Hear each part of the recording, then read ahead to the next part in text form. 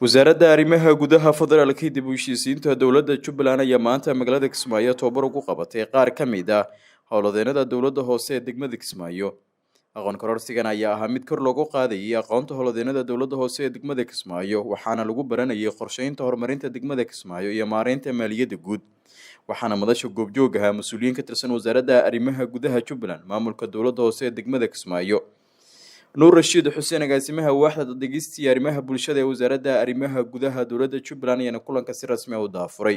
inaan daafurno tababarkaasoo loogu talagalay in kor loogu qaado xirfadda shaqaalaha degmada iyo kuwa civil service organization-ka.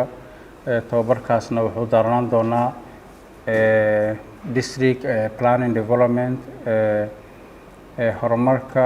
qorsheynta horumarka degmada iyo maareynta maaliyadda guud. tababarkan wuxuu socon doonaa ilaa 3 beri.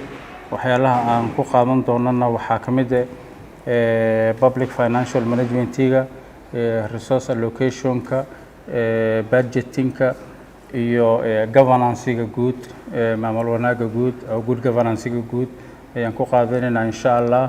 waxaan rabnaa inaan wax ka barano accountability-ga, isla xisaabtanka, transparency-ga, efficiency-ga iyo adaptability-ga.